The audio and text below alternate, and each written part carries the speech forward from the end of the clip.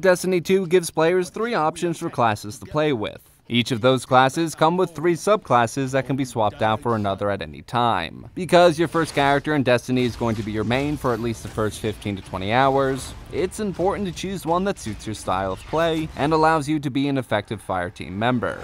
Today we'll look at the Hunter, Warlock, and Titan classes in Destiny 2 and help you decide which to create first. If your style play is to stay on the move to avoid damage and unleash attacks, the Hunter is the class for you. In Destiny 2 though, I would say the Hunter suffers from being slightly underpowered in many ways. This will be most notable in the Crucible. The Hunter comes with 3 subclasses: Gunslinger, Arcstrider, and Night Stalker. We're not going to go into a deep dive into the subclasses, but each subclass has its own merits. The Hunter's class ability is Marksman Dodge or Gambler's Dodge. It's basically a sidestep to help you reload or to recharge your melee ability. Gunslinger is the default subclass, and the super ability is the Golden Gun. It fires 3 bullets that should one-shot your enemies in the Crucible, and is good for dealing focused damage on a boss in PvE. The Arcstrider subclass is new to Destiny 2, but its super ability, Arc Staff, is a watered-down clone of the Arc Blade that was deadly for hunters in the original Destiny. In a nutshell, you get an Arc Staff that you can use to melee enemies in close proximity, though it's a little clunky in PvP. That agility you should have is largely gone when using it, and you'll find yourself getting gunned down as you try and close the gap on your enemies. It can be useful in PvP if you find the right situation. The final Hunter subclass is the Night Stalker, and this is about the only subclass I can see being the main for most hunters out there. The super ability is Shadow Shot, a void bow that fires a tether. Any enemies close by will get caught in these tethers, which makes them take extra damage. It's a semi-passive subclass, but pair it with a Warlock or Titan in your Fireteam, and it instantly becomes one of the more useful super abilities in PvE. It's kinda nonsense in PvP, so just stick with the Golden Gun for that.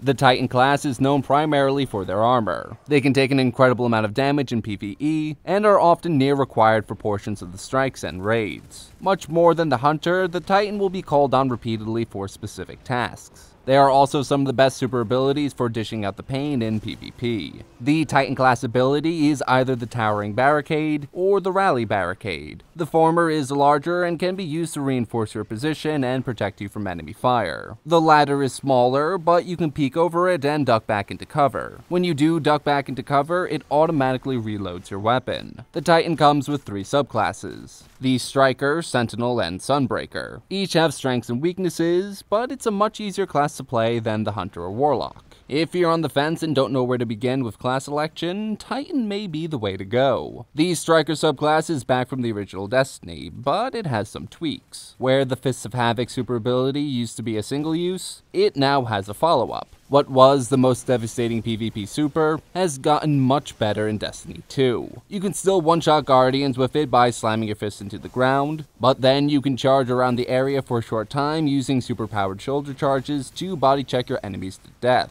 The Sentinel subclass is new to Destiny 2. The super ability Sentinel Shield will allow you to summon a shield of void light that can be used to block incoming damage, melee enemies close by, or even perform a shield throw to attack enemies at medium range. It's less used in PvP than Striker, and I rarely see it in PvE, although this could just be my experience. Still, Sentinel Titans have a more offensive super ability than anything the Hunter puts forward. The Sunbreaker subclass is the solar option if you choose the Titan class. It gives you the Hammer Soul super ability, allowing you to toss solar hammers at your enemies. It can be effective in PvP, but it's also great for the Emperor Callus boss fight in the raid. It's the middle child as far as Titan subclasses go, but it has uses in almost any activity that you decide to take part in. Finally, the Warlock class in Destiny 2 is about understanding and harnessing the light that the Traveler provides. The class has strong abilities with the Healing Rift and Empowering Rift, and thus there's nothing you can do in PvE that isn't made infinitely easier by having a Warlock. If you were leaning towards this class to begin with, you should just jump right in. You will be the most useful Guardian in your group in most situations. The Warlock subclasses are Dawnblade, Voidwalker, and Stormcaller, all of which have good super abilities in their own way. However, the prize of the Warlock class is the Healing Rift ability. This can be used on any of the subclasses and provides a pool of light that continually heals all Guardians inside of it. In PvE, the Healing Rift is essential in some places, providing life-saving light during damage phases. The Dawnblade Warlock subclass is new to Destiny 2, and it brings with it the Daybreak super ability. Warlocks will transform solar light into a blade and toss them at their enemies from the sky.